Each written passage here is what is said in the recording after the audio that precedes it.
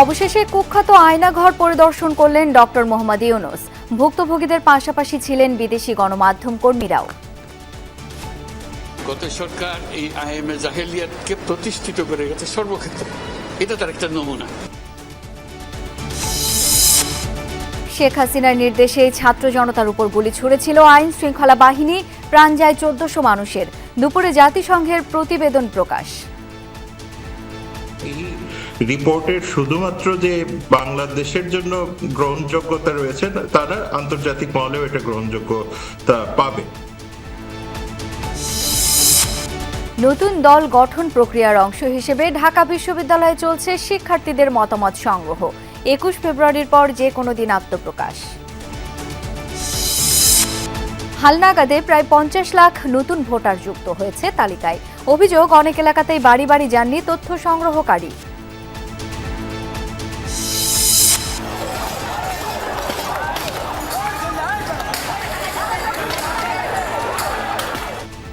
মুন্সিগঞ্জের 𝗧𝗲𝗃খানে থানায় হামলা ভাঙচুর, নিখোঁজ শিক্ষার্থী রোমান শেখের সন্ধান চেয়ে জড়ো হয়েছেন স্থানীয়রা। গাজায় নেতানিয়াহুর সেনা সমাবেশের নির্দেশে হুমকির মুখে অস্ত্রবিরতির ভবিষ্যৎ। জিম্মি মুক্তিতে জটিলতার জন্য ইসরায়েলকে দুষছে হামাস।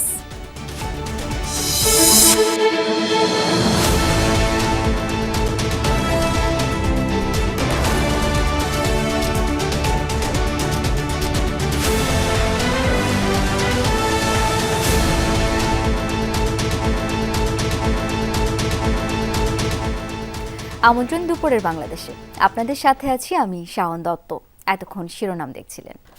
আওয়ামী লীগ সর্বক্ষেত্রে আয়ামে জাহেলিয়াত প্রতিষ্ঠা করে গেছে বলে মন্তব্য করেছেন প্রধান উপদেষ্টা ডক্টর মোহাম্মদ ইউনূস। তিনি বলেন, সারা দেশে অসংখ্য টর্চার সেল আছে, এই সংখ্যা প্রায় ৭০০-৮০০ বা তারও বেশি। সকালে রাজধানীর একটি আয়নাঘর পরিদর্শন শেষে এসব কথা বলেন তিনি। বলেন, প্রায়ই শোনা যেত মানুষ গুম হয়ে গেছে, এই অন্ধকার থেকে সমাজকে তুলে আনতে হবে। এখন দেশ মুক্ত হয়েছে, নতুন করে সব ঠিক করতে হবে বলে জানান প্রধান উপদেষ্টা। বিদেশি গণমাধ্যম বাংলাদেশ টেলিভিশনের প্রতিনিধি এবং ভুক্তভোগীদের নিয়ে আয়নাঘর পরিদর্শনে যান তিনি। মূলত সরকারের বিভিন্ন বাহিনীর গোপন আটক ঘরের নাম দেওয়া হয় আয়নাঘর। শেখ হাসিনার শাসনকালে ২০০৯ সাল থেকে ২০২১ সালের সেপ্টেম্বর পর্যন্ত মোট ৬০৫ জনকে গোপনে বন্দী করে রাখা হয়েছিল বলে অভিযোগ রয়েছে। যারা দীর্ঘদিন গুম থাকার পর ফিরে আসেন তারা গুমের ব্যাপারে মৌনতা অবলম্বন করেছেন। ধারণা করা হয় এসব মানুষদের গুম করে রাখা হয় আয়নাঘরে।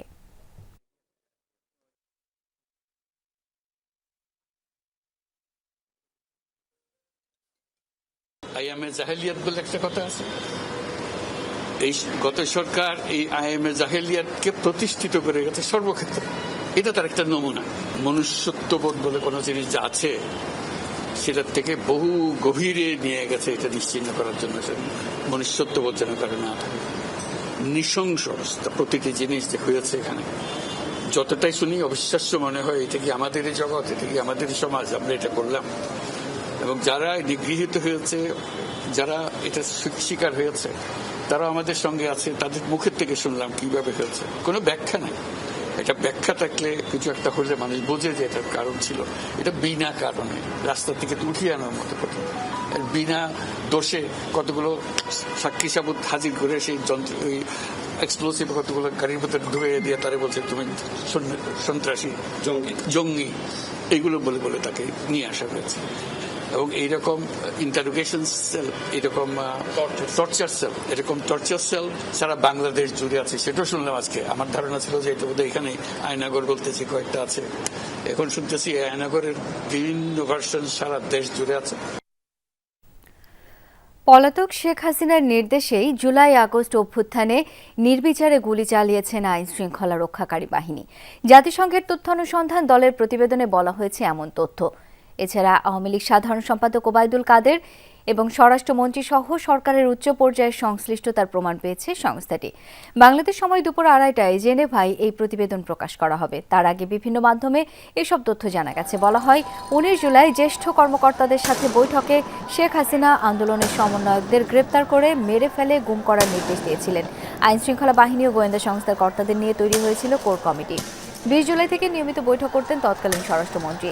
জাতিসংঘের প্রতিবেদনে বলা হয়েছে 1400 মানুষ নিহত হয়ে থাকতে পারে, আহত 11,700-র মতো। নিরস্ত্র নাগরিকের উপর এসকেএস টাইপ 56 ও BD-08 বন্দুক দিয়ে 7.62 mm গুলি চালানোর প্রমাণ পেয়েছে তদন্ত কমিটি। 1 জুলাই থেকে 15 আগস্ট পর্যন্ত সংঘটিত গুরুতর মানবাধিকার লঙ্ঘনের ঘটনা আমলে নিয়েছে জাতিসংঘ। জাতিসংঘের এই রিপোর্টে পুরো ঘটনার নিরপেক্ষ বিশ্লেষণ আছে, যা গণহত্যার বিচারে ভূমিকা রাখবে, এমনটা মনে করেন জাহাঙ্গীরনগর বিশ্ববিদ্যালয়ের আন্তর্জাতিক সম্পর্ক বিভাগের অধ্যাপক 𝗧𝗲𝗹𝗃। তার মতে এই রিপোর্ট আন্তর্জাতিক গ্রহণযোগ্যতা পাবে, পাশাপাশি দেশের ভেতর বাহিনীগুলোর সংস্কারেও বেশ কার্যকর হবে ফ্যাক্ট ফাইন্ডিং মিশনের এই রিপোর্ট। প্রাক্তন লিডারশিপ কিভাবে ল এনফোর্সমেন্ট বাহিনীগুলির উপরে তাদের কর্তৃত্বটা ফলো করেছেন সেটার একটা বিস্তারিত আলোচনা আছে, এবং আমার মনে হয় সেটা খুব স্বাভাবিকভাবেই বাংলাদেশের বর্তমান সরকার যে বিচার কার্যগুলি পরিচালনা করছেন সেই বিচার কার্যগুলিতে একটা বড় রকমের ভূমিকা রাখবে। তারা যে বিভিন্ন দেশে ছড়িয়ে ছিটিয়ে আছেন, আমার মনে হয় সেই জায়গাতে এক ধরনের স্বচ্ছতা এবং পারস্পরিক সম্পর্ক তাদেরকে ফিরিয়ে আনার ব্যাপারে এই রিপোর্টটা সেখানে ভূমিকা রাখবে। দর্শক, পলাতক শেখ হাসিনার নির্দেশেই জুলাই আগস্ট অভ্যুত্থানে নির্বিচারে গুলি চালিয়েছেন আইন শৃঙ্খলা রক্ষাকারী বাহিনী। জাতিসংঘের তথ্য অনুসন্ধান দলের প্রতিবেদনে বলা হয়েছে এমন তথ্য। এই বিষয়ে আলোচনা করব। আমাদের সাথে এই মুহূর্তে যোগ দিচ্ছেন অল ভিকটিমস কোয়ালিশনের কো-ফাউন্ডার খন্দকার আব্দুর রাকিব। খন্দকার আব্দুর রাকিব, কয়েকটি প্রশ্ন রয়েছে আপনার কাছে। আপনি তো জুলাই হত্যাকাণ্ড নিয়ে কাজ করছেন, সেই প্রেক্ষিতে জাতিসংঘের এই অনুসন্ধান এবং ট্রাইব্যুনালের সাথেও আপনি কাজ করেছেন। জাতিসংঘ ফ্যাক্ট ফাইন্ডিং মিশনের প্রতিবেদনে সরাসরি শেখ হাসিনাকে অভিযুক্ত করা হয়েছে, নাম এসেছে তখনকার স্বরাষ্ট্রমন্ত্রী আসাদুজ্জামান সহ বিভিন্ন বাহিনীর সংশ্লিষ্টতার কথাও। সব মিলিয়ে এই রিপোর্টটাকে আপনি কিভাবে দেখছেন, এবং জানতে চাই আর একটু যে এতে অভিযুক্তদের বিচার করার পথ খানিকটা কি সহজ হয়ে গেল? Thank you so much. আমাকে শুনতে পাচ্ছেন? কি শুনতে পাচ্ছি। অসংখ্য ধন্যবাদ আমাকে সুযোগ দেওয়ার জন্য, কথা বলার জন্য। এই রিপোর্টটা এটা বাংলাদেশে জুলাই আন্দোলনের সময় যে ভয়াবহ অ্যাট্রোসিটি ছাত্র জনতার বিরুদ্ধে হয়েছে তার সম্পর্কে একটা ঐতিহাসিক দলিল হিসেবে এটা গৃহীত হবে, এবং বাংলাদেশের যে বর্তমান বিচার প্রক্রিয়া চলতেছে সেই বিচার প্রক্রিয়ায় করবোরেটিভ এভিডেন্স আকারে এই রিপোর্টটার এটার একটা অনেক বড় একটা ম্যাটেরিয়ালিস্টিক ভ্যালু আছে। এই রিপোর্টে আপনারা অলরেডি দেখেছেন যে জাতিসংঘ তারা তাদের যে এখানে ফ্যাক্ট ফাইন্ডিং করেছে সেখানে তারা দেখে প্রায় 1400 এর উপরে মানুষ সে সময় তারা গণহত্যার শিকার হয়েছে বলে তারা তাদের রিপোর্টে পেয়েছে। এবং সেই আন্দোলনের সময় শুধুমাত্র যে হত্যাকাণ্ড হয়েছে তা না, তারা একই সময় নানান মিলিটারি এখানে ব্যবহার করেছে।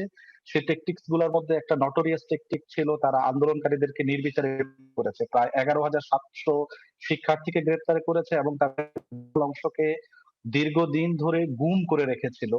এবং আপনারা দেখেছেন যতজন ছাত্র জনতা মারা গেছে তার 13% হচ্ছে ছাত্র, তারা খুবই মাইনর।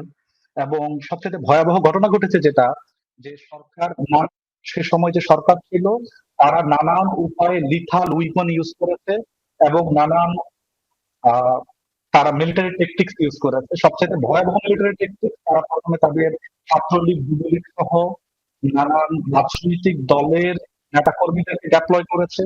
এরপরে তারা পুলিশ র্যাবের পাশাপাশি সরকারি গোয়েন্দা বাহিনী, সিটিটিসি, ডিবি সহ নানান মিলিটারি ফোর্সকে তারা ইউটিলাইজ করেছে। এবং জাতিসংঘ যতজনের ইন্টারভিউ নিয়েছে সবচেয়ে ভয়ানক বিষয় হচ্ছে তারা দেখেছে হত্যাকাণ্ডের শিকার 65% মানুষ হত্যাকাণ্ডের শিকার হয়েছে লিথাল উইপনে। কারণ আমরা জানি যে আন্দোলন বা অন্যান্য সংগ্রামের সময় সরকার পিলেট বা খররাগুলি ব্যবহার করতে পারে, কিন্তু আমরা দেখেছি যে এখানে খররাগুলি সরকার মিলিটারি উইপন ব্যবহার করেছে, বিশেষ করে লিথাল উইপন। এবং 66% নিহত ব্যক্তি তারা লিথাল উইপন, মিলিটারি উইপন যেটা নিষিদ্ধ এই ধরনের সিভিল আনরেস্ট সেগুলো দমনের যেগুলো নিষিদ্ধ তারা সেগুলো ব্যবহার করেছে। এবং আমি মনে করি এই সকল এই প্রতিবেদনটা এটা বাংলাদেশে যে বর্তমান বিচার প্রক্রিয়া চলতেছে সেটার জন্য একটা একটা একটা খুবই গুরুত্বপূর্ণ এভিডেন্স হিসেবে এটা এটা গৃহীত হবে। অশেষ ধন্যবাদ। আপনার কাছে আরো দুইটা বিষয় আমাদের জানবার আছে। গণ অভ্যুত্থানে 118 জন শিশু নিহত হয়েছে এবং আহত 11,000-এর বেশি।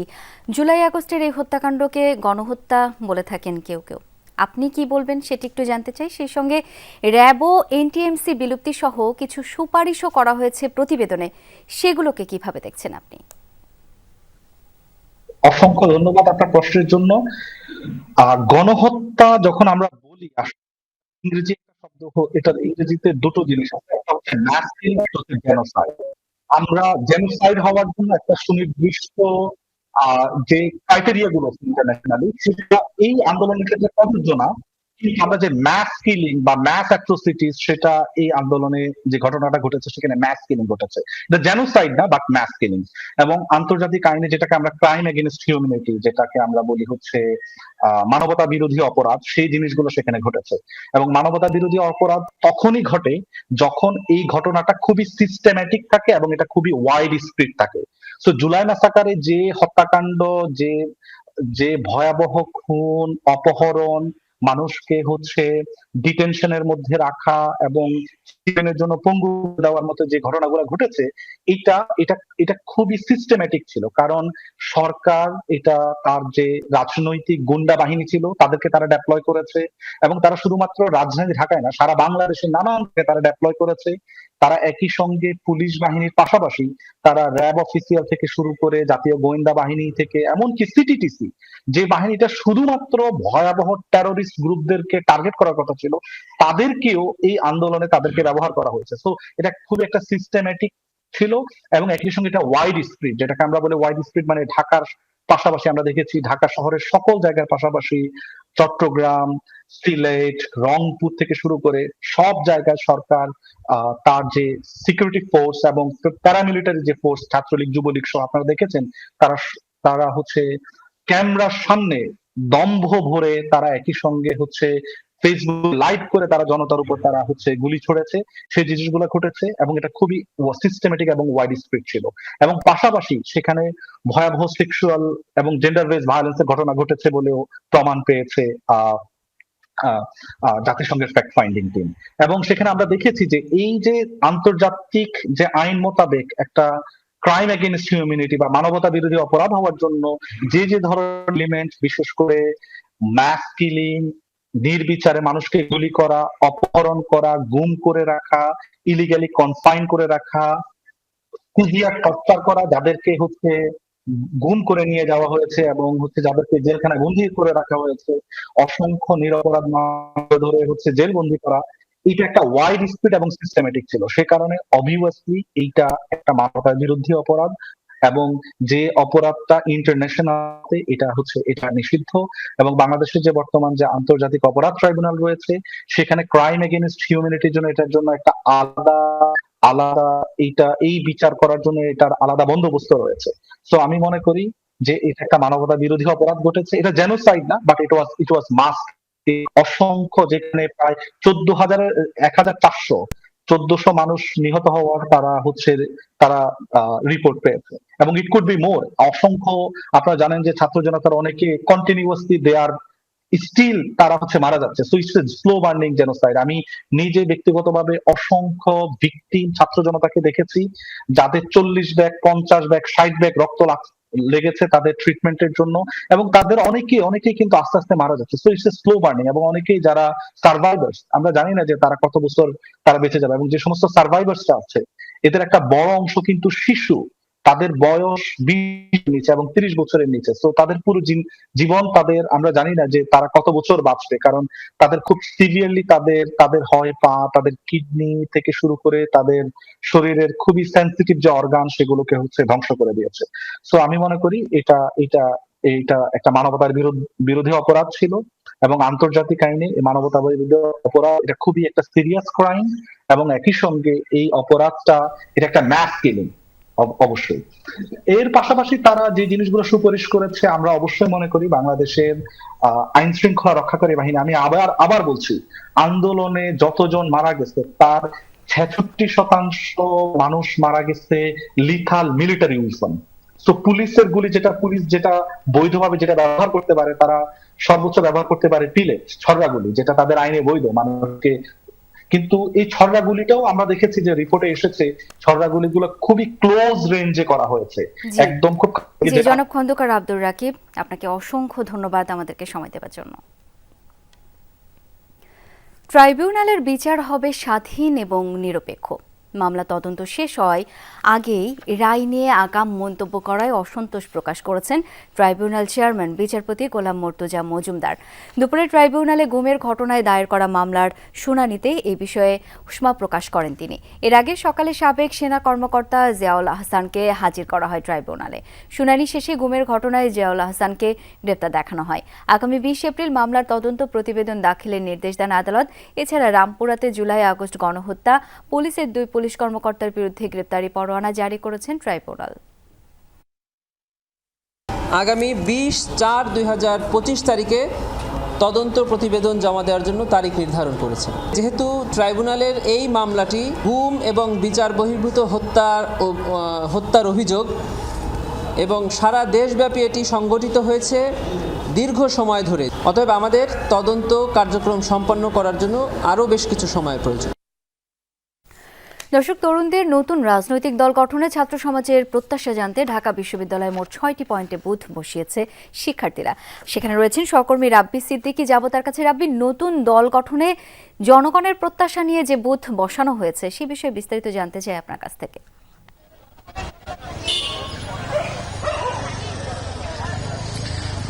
বেশ ভালোই সাড়া পড়েছে।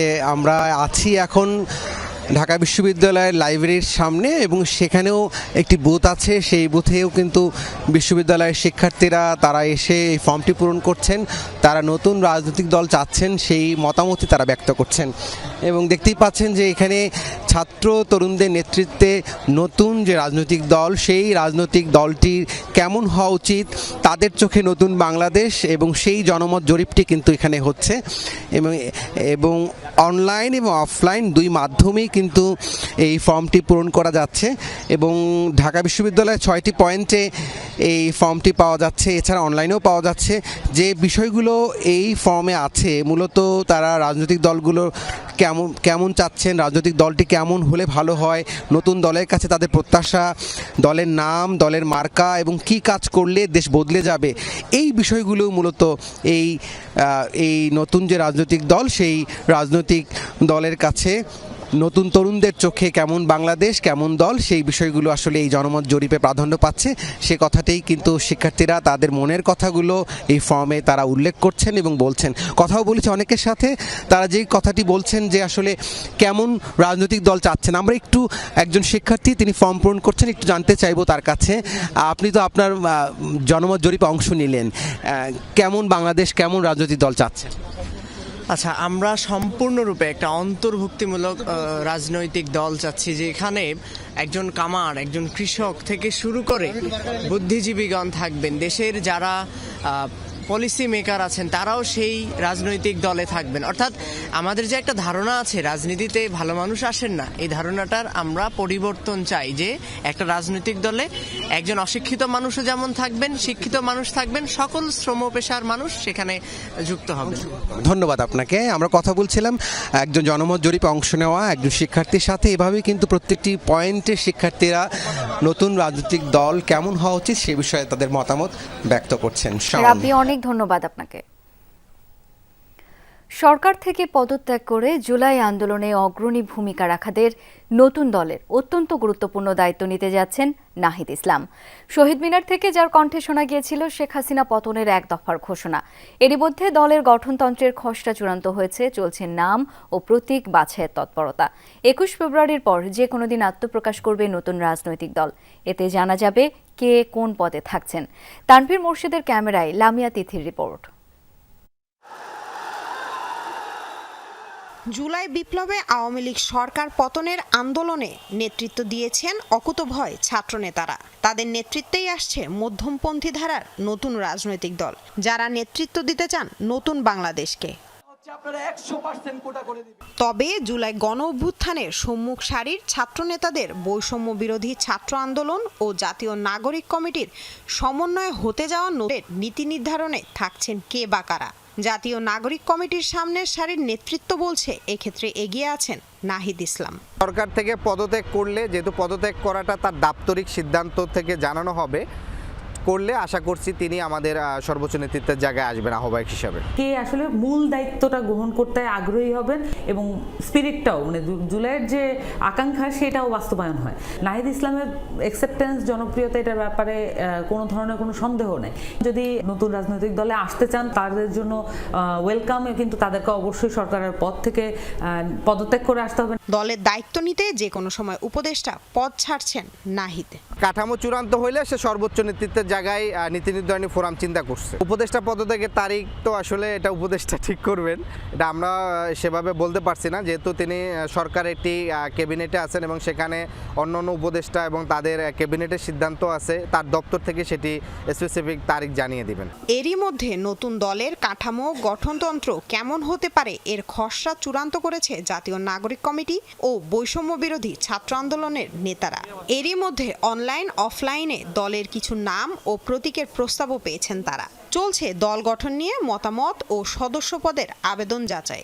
নাম পাচ্ছি, অনেক ধরনের প্রতীকও পাচ্ছি, জাস্টিস, ডেমোক্রেসি, তারপর হচ্ছে নাগরিক মর্যাদা। বাংলাদেশের মানুষ অত্যন্ত রাজনৈতিকভাবে অত্যন্ত পরিণত হয়ে উঠেছে। যখন ফর্মগুলো আমরা দেখি, তারা যে ধরনের বাংলাদেশ চাচ্ছেন, তারা যে ধরনের দল চাচ্ছেন, এটা অত্যন্ত মানে এই উত্তরণকে নির্দেশ করে।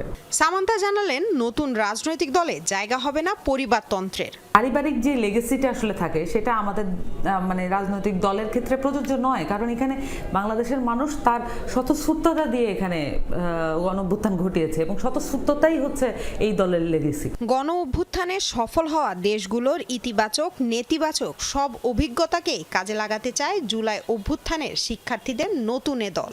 এর আগেই তারা জানিয়েছেন নিবন্ধন নিয়ে ত্রয়োদশ জাতীয় সংসদ নির্বাচনেই নামতে যাচ্ছেন ভোটের মাঠে। লামিয়া তিথি, যমুনা নিউজ, ঢাকা।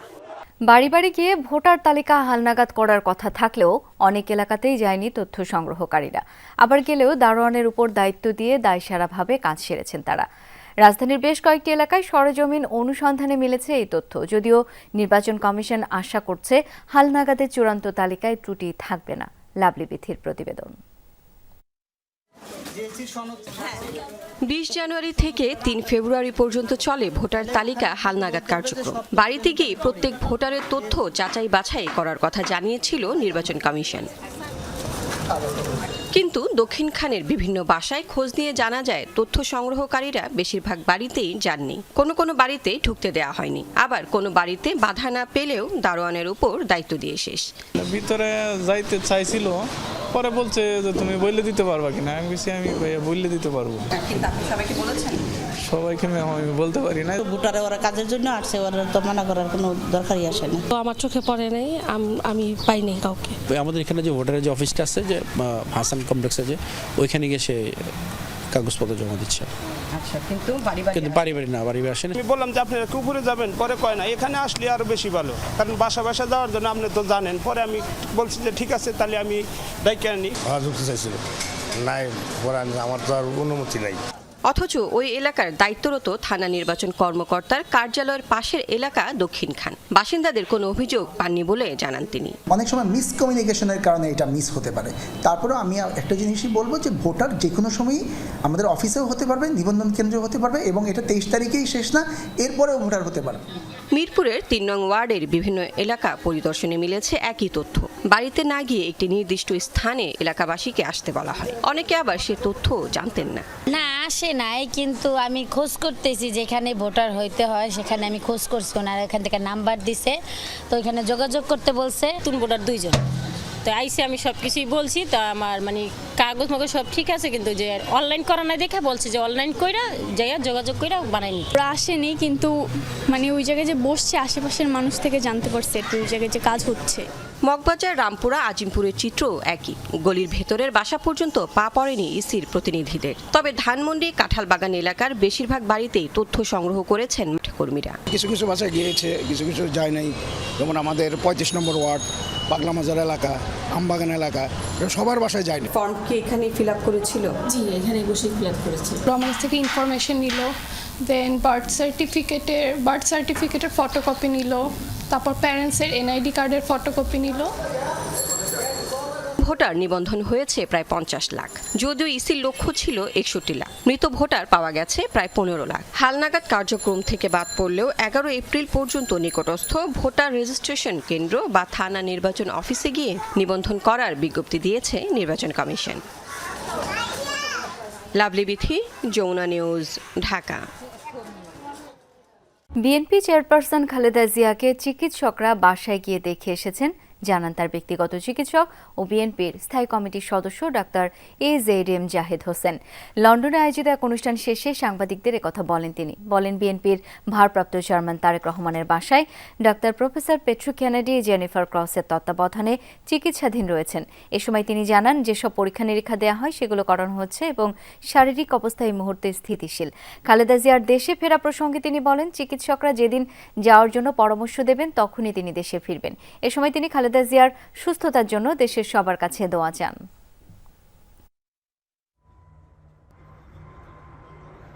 চিকিৎসকরা যেই দিন ওনাকে যাওয়ার জন্য পরামর্শ দিবেন বা ওনাকে মনে করবেন যে বিদেশের থেকে দেশে ফেরত যাওয়ার মতো একটি অবস্থার মধ্যে আছেন, তখন ইনশাল্লাহ উনি দেশ থেকে বাংলাদেশে ফেরত যাবেন। ওনার শারীরিক অবস্থা এই মুহূর্তে স্থিতিশীল এবং আপনারা ওনার সুস্থতার জন্য দোয়া করবেন।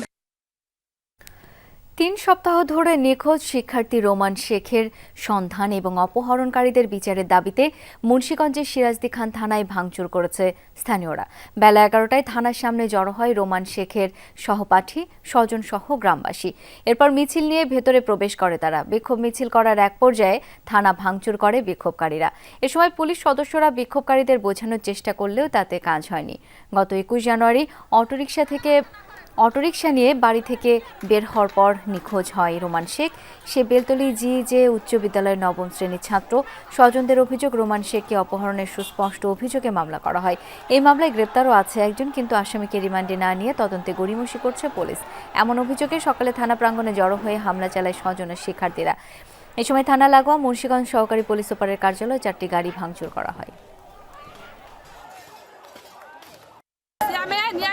যাওয়ার পরে থেকে 1টার থেকে রুমানকে আর কোনো খোঁজ করে নাই, 9টার থেকে খোঁজ করছে, রুমানকে আর পাওয়া যায় নাই।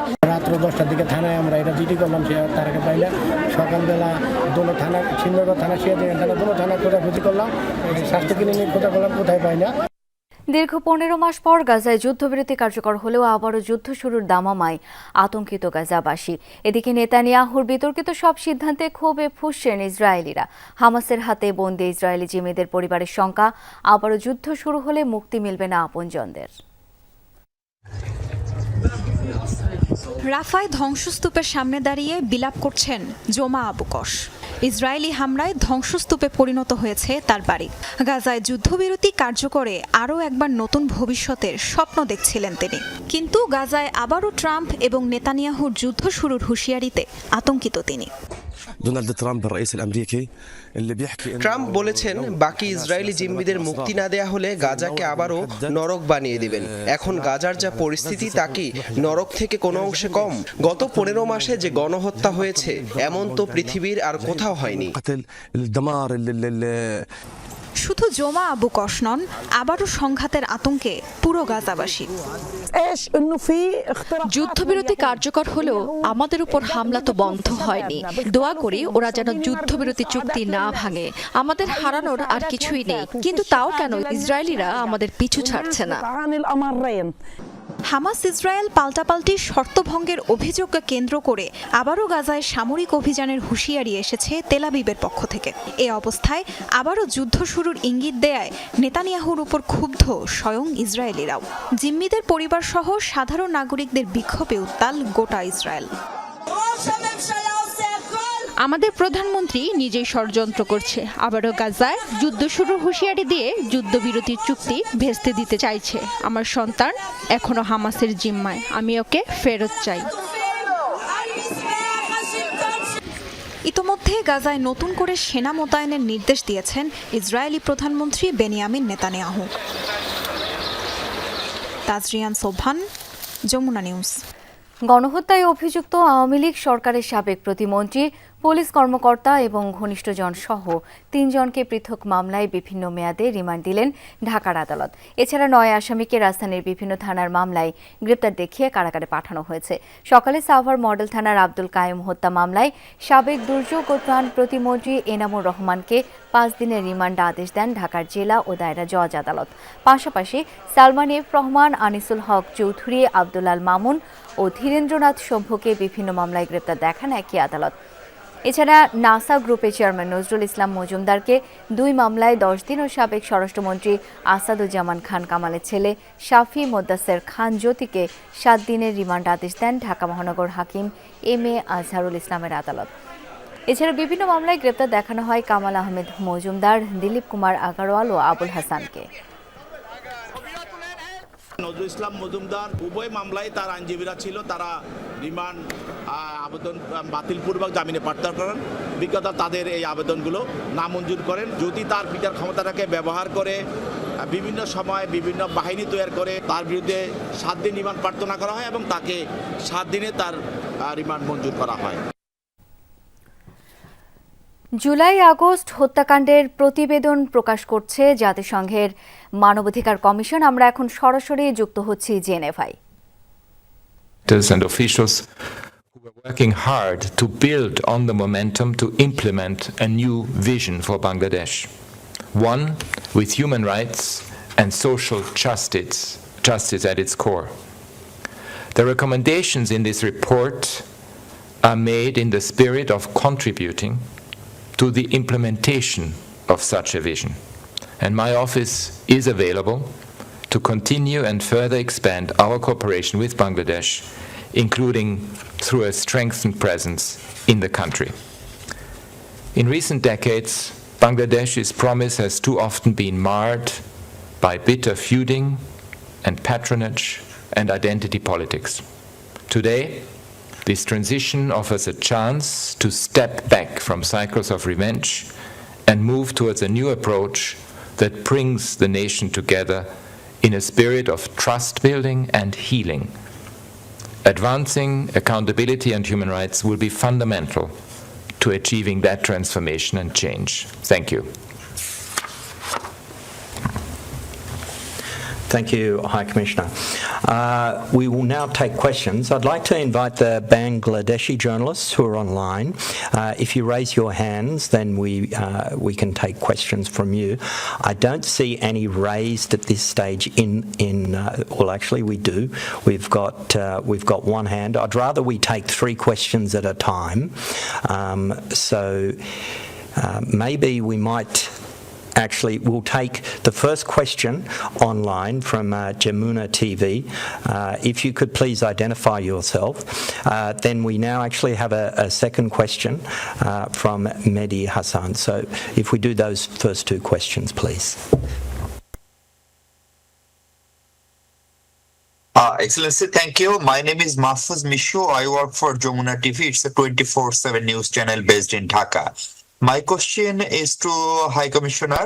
My question is about the legal process. You know you have identified the problems, and ex-Prime Minister 𝗧𝗲𝗃𝗁 and her then Home Minister Asaduজ্জামান Khan Kamal as one of the planner, and they were directed to the law enforcing agency to killing these 1,400 people. So both of them are out of country. So will you be able to help Bangladesh government to bring back them in Bangladesh and face them the judicial process?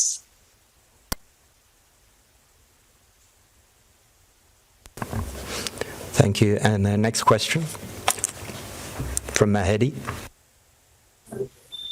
Hello, this is Mehdi Hassan Maruf. I am with the Netro News.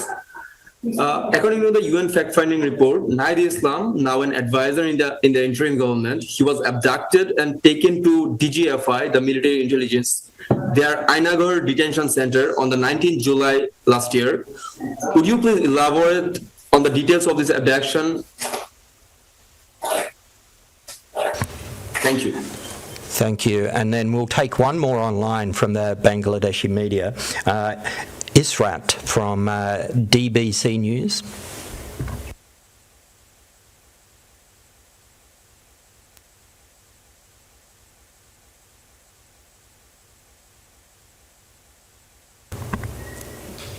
Israt from DBC News.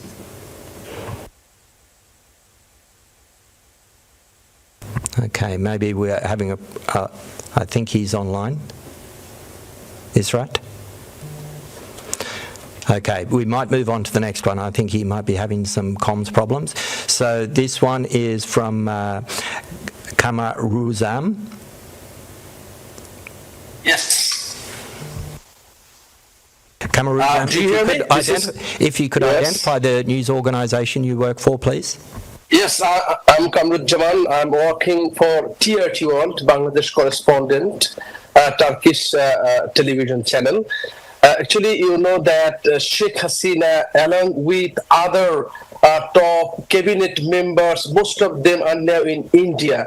And Bangladesh is conducting the judicial process against the human rights violation and genocide charges, especially during the July student movement. But India, Sheikh Hasina was the number one ally of India according to media statement and assessment. And now India is very rigid not to return Sheikh Hasina or other high officials. So do you think that in this situation, without the cooperation of India, the fair judicial process can be conducted by Bangladesh?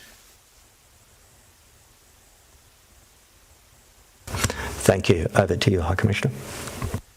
Well, thank you very much. I think when it comes to the first question, it is important, and that is really goes to the heart of what the report is talking about. It is about accountability. When serious, grave violations of international human rights law, of abuses of this kind are being committed, as this report documents, it is crucial that indeed accountability is served. It's also a response to the survivors and the victims and the people that my office was able to interview on the ground. We have a domestic system, and that domestic system is in need of reform. And that's what is happening as we speak. And I had a chance when I was in Bangladesh to discuss this both with the interim government but also with the different heads of the reform process that were being undertaken. And indeed, we need to ensure that there is fair trial standards, there's due process guarantees, and this reform is ongoing and is one that we need to support as much as we can from the international community side as well. There is also the issue of making sure that when people, for example, who have committed serious crimes are outside the country, universal jurisdiction can work. In those countries where universal jurisdiction for grave violations of international human rights law is possible, then that can also be a part of the accountability process. And then, of course, as I mentioned, the possibility of a referral by Bangladesh to the International Criminal Court, because Bangladesh is a state party to the Rome Statute. Now, this is one thing. The other thing is truth-telling. My report directly contributes to that because it establishes the fact it's done by an independent, we don't have any stakes in the matter. What my team has done on the ground is precisely to establish the facts, to look at what happened, to interview, to look at an enormous amount of material, and to bring forward these facts and the application of the law. And that is in and of the application of the law. And that is in and of itself important because it is part of the truth-telling process. But beyond that, we also need memorialization. We need a deep healing for those who are directly affected, but for the country as a whole. And I just hope that the current reform process of the government, of the interim government, is an important contribution to this, because we hope that this new vision of Bangladesh can be given birth to, and with human rights at the center of it. On the second, there was a particular case mentioned, Nahid Islam.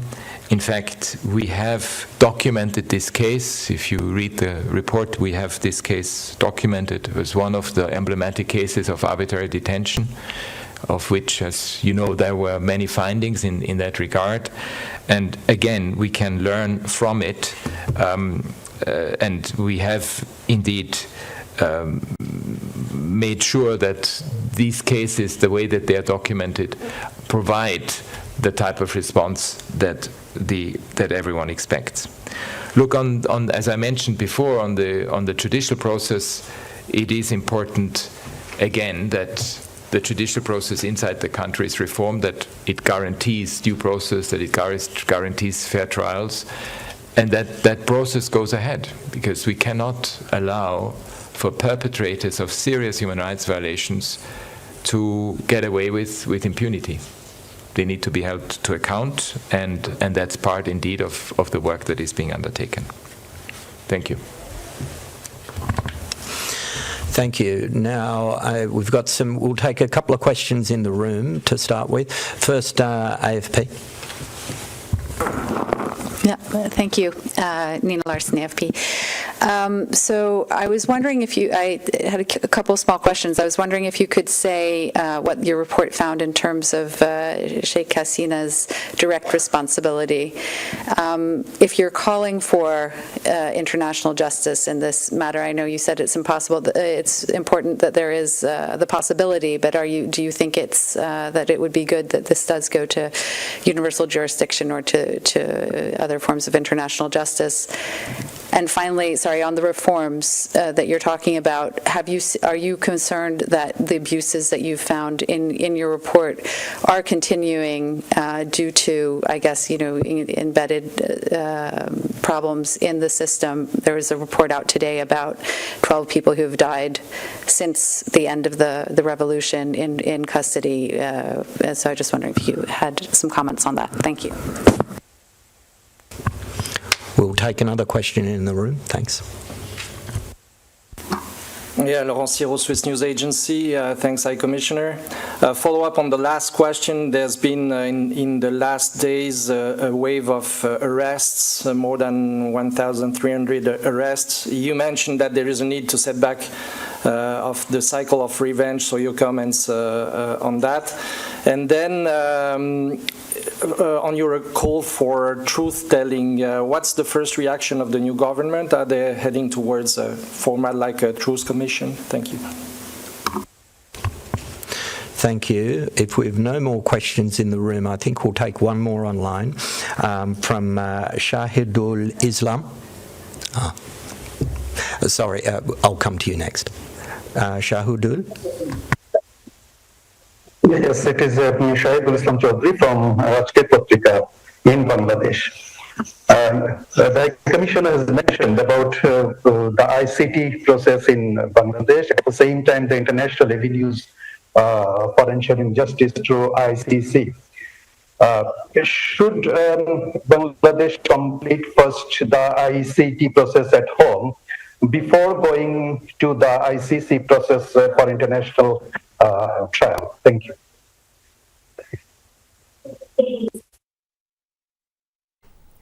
দর্শক, জুলাই-আগস্ট হত্যাকাণ্ডের প্রতিবেদন প্রকাশ করছে জাতিসংঘের মানবাধিকার commission. এতক্ষণ সরাসরি ছিলাম জেনেভাতে, সেখানেই। আর এরই সাথে শেষ করছি দুপুরের বাংলাদেশ। এতক্ষণ সাথে থাকার জন্য সবাইকে ধন্যবাদ।